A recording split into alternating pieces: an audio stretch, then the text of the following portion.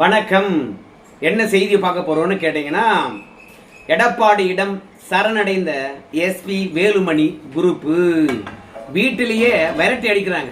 வேற வழியே இல்லை. அதனால இப்ப சரணடைந்திருக்கின்றார்கள். அந்த சரணடைந்த காட்சிகளையும் பார்க்க போறோம். ஏன் சரணடைந்தாங்க அப்படின்ற விஷயத்தையும் நம்ம பார்க்க போறோம். அதுக்கு முன்பாக நம்ம சேனலை நீங்க சப்ஸ்கிரைப் பண்ணாம இருந்தீங்கன்னா சப்ஸ்கிரைப் பண்ணிக்கிட்டு கொஞ்சம் சப்போர்ட் பண்ணுங்க. முதல்ல அந்தர்பல்ட்டி அடிச்சு எங்களை எப்படியாவது சேர்த்துக்குங்க அப்படின்னு எடப்பாடி பழனிசாமியிடம் கெஞ்சின காட்சியை பார்த்துட்டு வருவோமா? இணைந்து பணியாற்ற தயாராக நாங்க எப்போதுமே கட்சி துண்டாடணும்னு நினைக்கல, கட்சி உடையணும்னு நினைக்கல, கட்சி நல்லா இருக்கணும்னு எப்போதுமே நினைக்கிறாங்க. அது அவருடைய எண்ணம் தான். அவர் மாத்திக்கணும் தன்னுடைய நடைமுறையை, தன்னுடைய ஃபங்க்ஷன் ஆஃப் ஸ்டைல். இங்க பாருங்க, சிவி சண்முகத்தை பொறுத்த வரைக்கும் நத்தம் விஸ்வநாதன் கிட்ட வந்து எங்களை மீண்டும் சேர்த்துக்க சொல்லுங்க, சேர்ந்து பணியாற்ற தயாரா இருக்கணும் அப்படின்னு சொல்றாரு. இதுக்கு என்ன காரணம் தெரியுமா? நத்தம் விஸ்வநாதனுக்கு கூட அவங்க மாவட்டத்துல அந்த அளவுக்கு எதிர்ப்பு இருக்குமோ இல்லையோ, ஆனால் சிவி சண்முகத்துக்கு பயங்கர எதிர்ப்பு. சமூக வலைதளம் முழுவதும் அவருக்கு எதிர்ப்பான காணொலிகள் தான் எல்லாமே போயிட்டு இருக்கு.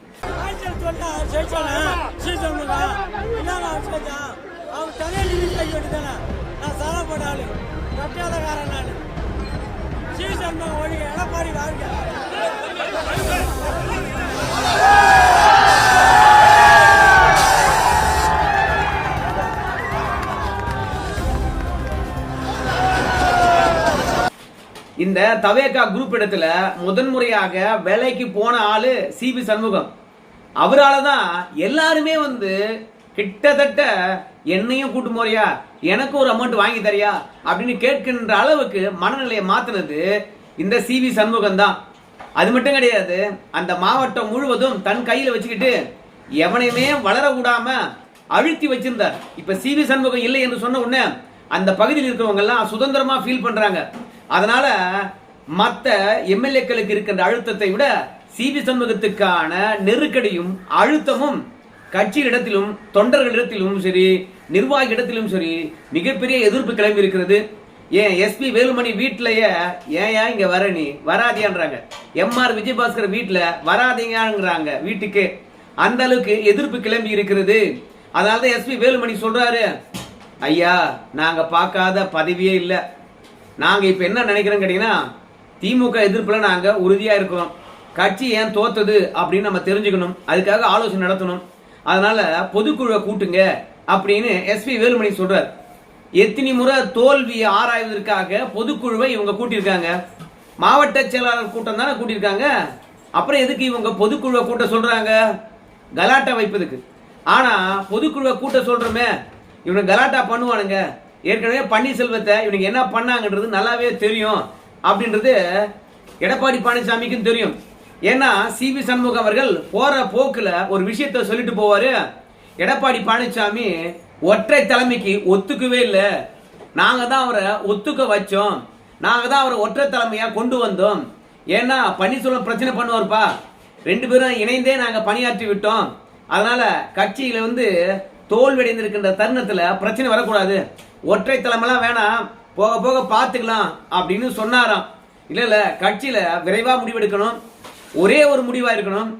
ஒவ்வொரு முடிவு எடுத்துட்டு பன்னீர்செல்வத்தை கூப்பிட்டு நம்மளால ஆலோசனை நடத்த முடியாது. அதனால நீங்களே வந்து தலைமையா இருங்க அப்படின்னு நாங்க தான் கொண்டு வந்தோம். இப்போ எங்களுக்கு எதிராகவே நீங்க வந்து கட்சி விட்டு நீக்கிற நடவடிக்கை எடுக்கிறீங்களா? அப்பெல்லாம் கட்சி விட்டு நீக்கல, இன்னைக்கும் கட்சி விட்டு நீக்கல, பதவி தான் பறிச்சார். பயத்துல அவங்க உளறி கொட்டி கொண்டு இருக்கின்றார்கள். அதனால எடப்பாடி பழனிசாமி என்னைக்கும் தலைமைக்கு வரணும்னு சொல்லிட்டு ஆசைப்படவே இல்லை. செங்கோட்டையன் அதிமுக விட்டு வெளியே போகின்ற பொழுது ஒரு வார்த்தையை சொன்னார். என்ன வார்த்தை தெரியுமா? பாருங்க, எனக்கு தாங்க முதலமைச்சர் பதவி வந்தது, நான் வேணான்னு சொன்னேன், உடனடியாக எடப்பாடி பழனிசாமி கிட்ட போச்சு அந்த வாய்ப்பு. ஏன்னா பன்னீர்செல்வத்துக்கு அடுத்தது அதிமுகவில் முதன்மை செயலாளராக 3ஆம் இடத்துல இருந்தது அவரு தானுங்க. அதனால அவர்கிட்ட கொடுத்தாங்க. எடப்பாடி பழனிசாமி பொறுத்த வரைக்கும் எனக்கு அதை பத்தி ஒண்ணுமே தெரியாது, எனக்கு முதலமைச்சர் பதவி வேணான்னு சொன்னாரு. ரெண்டாவது, அவர் மீது வந்து ஒரு வழக்கு இருக்குது, அந்த வழக்குக்கு பயந்தாரு. அதனால எனக்கு முதலமைச்சர் பதவி வேணான்னு சொன்னாரு. நாங்க தான் வற்புறுத்தி, ஏயா நீ முதலமைச்சர் ஆனா உன் வழக்க வாபஸ் வாங்க மாட்டாங்களா எதிரிகள், இல்ல அந்த வழக்கை சாட்சிகள் மூலமாக காவல்துறை மூலமாக ஒண்ணுமில்லாத ஆக்க முடியாதா? அதனால முதலமைச்சர் ஆன்னு வச்சுக்க எல்லா பிரச்சனையும் தீரும். ரெண்டாவது, நீ தான் இப்ப சீனியர், அதனால உனக்கு கொடுத்தாதான் பிரச்சனை இல்லை அப்படின்னு நாங்க சொல்லித்தான் எடப்பாடி பழனிசாமியை முதலமைச்சர் ஆகணும் அப்படின்லாம் சொல்றாங்க. ஒற்றை தலைமைக்கு கொண்டு வந்ததும் இந்த சி வி சண்முகம் அவங்க எல்லாம் தான். அப்போதும் எடப்பாடி பழனிசாமிக்கு பதவி மீது ஆசை இல்லை, அதை சி வி சண்முகமே சொல்றார்.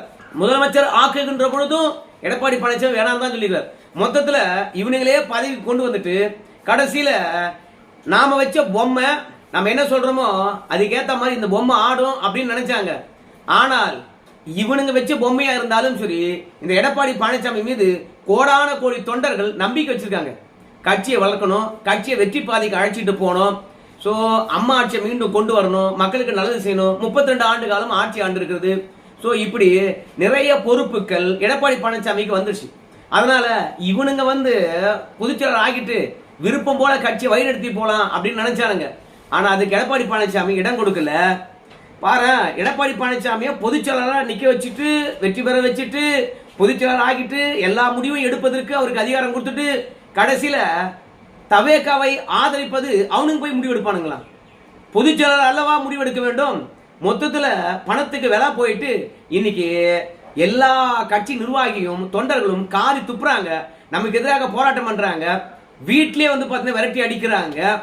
அதுலயும் உண்மையான தொண்டன் எழுதியிருக்கின்ற வாசம் என்ன தெரியுமா? தவர் நாங்க விரோதியை கூட மன்னிச்சிடும்டா, ஆனா கூடவே இருக்கக்கூடிய துரோகிய மன்னிக்கவே மாட்டேன்டான்னு சொல்லிட்டு சமூக வலைத்தளத்திலும் சரி களத்திலும் சரி போட்டு அடிக்கிறாங்க, போராட்டம் பண்றாங்க.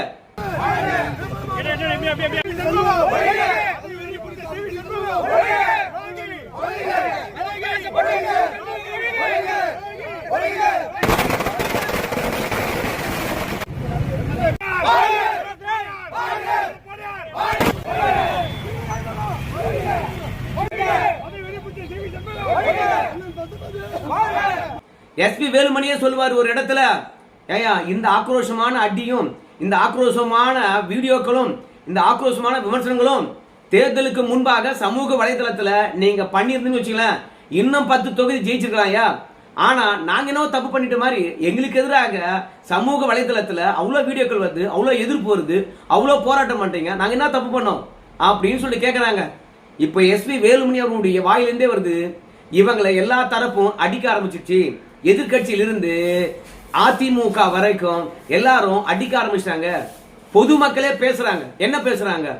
இவங்க பணம் வாங்கின்னு அதிமுகவுடைய கொள்கை கோட்பாடெல்லாம் தூக்கி எறிந்து விட்டு தவேகாவுக்கு ஆதரவளிச்சுட்டாங்கடா, இவனுக்கு விலை போயிட்டானுங்கடா, இவனுங்களுக்கு அமைச்சர் பதவி வரப்போகுதுடா, மற்றவங்களுக்கு வாரிய பதவி வரப்போகுதுடா, இவங்க சோபாவை வாங்கி வீட்டுக்குள்ள வச்சுட்டாங்கடா, அந்த சோபாவில் என்ன இருக்கு தெரியுமா அப்படின்னு ஆளுக்கு ஒரு விஷயம் பேச ஆரம்பிச்சிட்டாங்க. மானம் போது வெளியில தலையே காட்ட முடியல. அதனால்தான் அம்மா நினைவிடத்துக்கு போய் நாங்களாம் அம்மா விசுவாசிகள் அப்படின்னு அடிக்கடி நிரூபிக்கிறாங்களாம். ஏண்டா ஜெயலலிதா செத்த பிறகு எத்தனை முறை அம்மா சமாதிக்கு நீங்க போயிருக்கீங்க சொல்லுங்க பார்க்கலாம். இப்ப என்ன திடீர் பாசம்? ஏன்னா அம்மா விசுவாசியா இருக்காங்களாம், அதிமுக விசுவாசியா இருக்காங்களாம். உண்மையான விசுவாசிகளை எடப்பாடி பழனிசாமி கூட வச்சுக்க மாட்டாராம். இதுல நத்தம் விஸ்வநாதன் மூத்தவர், அந்த மனுஷன் இன்னும் 5 ஆண்டு காலம் அரசியல் காலத்தில் இருக்க முடியாது. இப்ப இருப்பதே சந்தேகம், உடல்நிலை ஒத்துழைக்கல. அதனால விஜய் கிட்ட போனா ஏதாவது லம்பா கொடுப்பாங்க அப்படின்னு வாங்கி வச்சுக்கிட்டாருன்னு வச்சுக்கலாம். அவர் சொல்றாரு எடப்பாடி பழனிசாமியை பார்த்து, ஆனா நீக்குன்னு எல்லாரையும் நீக்கிட்டே போறாருப்பா, ஆனா வர்றவங்களை வா வான்னு அழைக்கணும், பழக்க தோஷத்துல அவரையே அவர் நீக்க போறாரு பாருங்க அப்படின்னு சொல்றாரு நத்தம் விஸ்வநாதன். நாம என்ன சொல்றோம் கேட்டீங்கன்னா, எடப்பாடி பழனிசாமி நீக்கிக்கிட்டே இருந்தாருல்ல, அப்போதெல்லாம் தடுத்து நிறுத்தலாம் இல்ல, இப்ப பேட்டி கொடுக்குற மாதிரி அப்போ பேட்டி கொடுக்கலாம் இல்ல, அப்போதெல்லாம் ஏன் வாய் முடிச்சு சும்மா இருந்தீங்க? அப்போதெல்லாம் எடப்பாடி பழனிசாமி எப்படியா இருந்தாலும் கூட்டணி போட்டு வெற்றி பெற்று விடுவாரு, ஆட்சி அமைச்சிடுவாரு, ஆட்சியில நம்ம அமைச்சராயிடலாம், நம்ம மஞ்சா குளிக்கலாம், ஊராமனத்தை கொள்ளடிக்கலாம்னு சொல்லிட்டு அமைதியா இருந்தீங்க. அந்த வெற்றி வாய்ப்பு இல்ல அப்படின்னு தெரிஞ்சு போச்சு. திமுகவுடன் எடப்பாடி பழனிசாமி கைகோக்க மாட்டார்னு தெரிஞ்சு போச்சு. அதனால ஏதாவது ஒரு விதத்துல ஆட்சி கட்டல இருக்கணும், அதிகாரத்தில் இருக்கணும், நாம பண்ண செலவுகளை ஈடுகட்டணும். அதுக்காக தவேகா போய் முட்டு கொடுத்துட்டீங்க. இப்போ கட்சி விட்டு தூக்கல, கட்சி விட்டு தூக்கினா தவேகால போய் இணையறான்னு பாக்குறீங்க. ஆனா எடப்பாடி பழனிசாமி பொறுத்த வரைக்கும் கட்சி விட்டு தூக்க மாட்டாரு. நீங்க கட்சியில தான் இருக்கணும். விருப்பப்பட்டா நீங்க அதிமுக இல்லைன்னு சொல்லிட்டு நீங்க போய் தவேகால இணைஞ்சுக்குங்க. அதனால தான் எடப்பாடி பழனிசாமி பொறுத்த வரைக்கும் பொழந்து எடுத்துட்டாரு. இன்னைக்கு போகிற இடம் இல்லாம புலம்பி தீர்த்துட்டு இருக்காங்க, எப்படியாவது சேர்த்துங்க எப்படியாவது சேர்த்துங்க அப்படின்னு சொல்லிட்டு. தோல்வியை இவங்க ஆராயிறாங்களாம். இவங்க மாவட்டத்துல எத்தனை தொகுதி இருக்குதோ அத்தனை தொகுதியும் இவங்க வெற்றி பெற்றிருந்தார்கள் என்றால், குறைந்தபட்சம் பாதிக்கு மேலேயாவது வெற்றி பெற்றிருந்தார்கள் என்றால் நிச்சயமாக ஆட்சி கட்டில ஏறி இருக்கலாம். நீ தான் போய் தொகுதியில நாம போன முறை 10க்கு 10 ஜெயிச்சோம், இந்த முறையா 1 ஜெயிச்சோம் அப்படின்னு உன் தொகுதியில் இருக்கக்கூடிய நிர்வாகிகள் எல்லாம் கூப்பிட்டு அலசி ஆராய்ந்து இதனால்தான் தோல்வி அடைஞ்சோம் அப்படின்னு வந்து நம்ம பொதுச்செயலாளர் கிட்ட சொல்லணும். ஆனா இவனுங்க எல்லாம் உட்காந்து ராஜா பரம்பரை மாதிரி பொதுக்குழுவை கூட்டி தான் தோல்வியை பற்றி ஆராய்வாங்களாம். நேற்று திமுக கூட தான் தோல்வி பற்றி ஆராய்ந்தாங்க, பொதுக்குழு கூட்டிய ஆராய்ந்தாங்க. இல்ல அதிமுக இதுக்கு முன்பெல்லாம் தோல்வி பற்றி ஆராய்கின்ற போது பொதுக்குழுவை கூட்டிய ஆராய்ந்தாங்க. அதனால திமுக காரம் பண்ண செலவுல பாதி செலவு அதிமுக பண்ணல. திமுகவுக்கு ஆதரவா இருந்த ஊடகத்தை விட அதிமுகவுக்கு எதிராக இருந்த ஊடகம் தான் அதிகம். அதே மாதிரி திமுகவுக்கு அதிகார அமைப்புகள் அத்தனையும் அதிகாரிகள் அத்தனையும் ஆதரவா இருந்தாங்க. அப்படி இருந்தும் அவங்களால 54 தொகுதி தான் ஜெயிக்க முடிஞ்சது. எந்தவித ஆதரவும் இல்லாம ஊடக எதிர்ப்பெல்லாம் மீறி, உங்களை மாதிரி துரோகி எல்லாம் மீறி 47 தொகுதி வெற்றி பெற்றிருக்காரு. அந்த பெரிய சாதனை தான் பண்ணிருக்காரு. இது திமுக காரனே சொல்றான். ஏன் ஸ்டாலின் அவர்களே ஒத்துக்கிறாரு, எடப்பாடி பழனிசாமி இந்த அளவு வெற்றி பெற்றிருப்பது பெரிய விஷயம் தான். ஆனா அந்த அதிமுக காரணங்க எந்த விதத்திலும் ஒத்து வர மாட்டானுங்க அப்படின்னு சொல்றாரு. சோ மொத்தத்துல இன்னைக்கு போறதுக்கு இடம் இல்லாம எடப்பாடி கிட்டே வந்து தஞ்சம் அடைந்திருக்கின்றார்கள். தமிழ்நாடு முழுவதும் போராட்டங்கள். புதிய மாவட்ட செயலர்கள் நியமிக்கப்பட்டிருக்கின்றார்கள். அந்த புதிய மாவட்ட செயலர்கள் அதிமுக அலுவலகத்துக்கு போறாங்க. அந்தந்த மாவட்டத்துல பழைய மாவட்ட செயலர்கள் பூட்டு போட்டிருக்காங்க.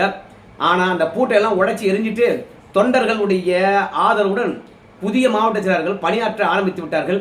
இப்படி பணியாற்ற ஆரம்பித்த உடனே நீக்கப்பட்டவர்களுக்கு மதிப்பில்லாம செல்லா காட்சி ஆயிட்டாங்க. அதனால கொறடா உத்தரவை மீறிட்டார் எடப்பாடி பழனிசாமி, பதவி நீக்கம் பண்ணணும் அவரை அப்படி சி விஜயபாஸ்கர் புகார் அளிப்பதும். இரண்டாவது, பாருங்க, தேர்தல் ஆணையத்தின் விதி எடப்பாடி பழனிசாமி எங்களை நீக்கிறது செல்லாது, கட்சியில குழப்பம் இருக்கின்ற போது யாரை வந்து நீக்க கூடாது, தேர்தல் ஆணையம் சொல்லிட்டு பாருங்க அப்படின்னு தூக்கிட்டு வராங்க. அதிமுக பைலா என்ன சொல்லுது? எடப்பாடி பழனிசாமிக்கு என்ன அதிகாரம் இருக்குது? KP முனுசாமி அவர்கள் விளக்கினார் இல்ல, சொல்லு. KP முனுசாமி அவர்கள் வந்து பொதுச்செயலாளருக்கு தான் அதிகாரம் இருக்குன்னு சொல்றாரு. ஆனா அப்படி ஒரு அதிகாரம் இல்ல அப்படின்னு KP முனுசாமி அவர்கள் தந்த விளக்கத்துக்கு நீ எதிர் விளக்கம் அளிச்சிருக்குமா இல்லையா? இல்ல KP முனுசாமி அவர்கள் வந்து பொதுச்செயலாளருக்கு தான் எல்லா அதிகாரம் இருக்குது, மற்றவங்களுக்கு எல்லாம் யாருக்கும் அதிகாரம் இல்லை, தேவையில்லாம யாராவது கட்சி நிர்வாகி சொல்லிட்டு முன்னாள் மாவட்ட செயலர் வந்து உங்ககிட்ட கையெழுத்து கேட்பாங்க, யாருக்கிட்டையும் கையெழுத்து போட்டுறாதீங்க அப்படின்னு சொன்னார்ல. உடனடியா KP முனுசாமிக்கு சட்டம் தெரியாது, அதிமுக பற்றி தெரியாது அப்படின்னு SP வேலுமணியோ CV சண்முகமோ விளக்கம் அளிக்க வேண்டியது தானே. அதனால இந்த SP வேலுமணி CV சண்முகத்துக்கு தெரிகின்ற சட்டத்தை விட அதிமுக இருக்கக்கூடியவங்களுக்கு நல்லாவே சட்டம் தெரியுது. அதனால தான் இருக்கிற பதிவு நக்கிட்டு போச்சுன்னா என்ன பண்றதுனால, ஐயோ எங்களை சேர்த்துங்க, உங்களுக்கு எதிராக நாங்க வந்து எந்த விதமான பிரச்சனையும் பண்ண மாட்டோம், நீங்க தான் பொதுச் செயலாளர், உங்களை மாற்றத்துக்கெல்லாம் நாங்க பொதுக்குழு கூட்ட சொல்லல, எங்களை பொறுத்த வரைக்கும் தோல்விக்கான காரணத்தை ஆராயணும் அப்படின்னு கம்பி கட்டுற கதையா சொல்லிட்டு இருக்காங்க. இந்த வீடியோ தொடர்பாக அவங்க கருத்து சொல்லுங்க. நன்றி.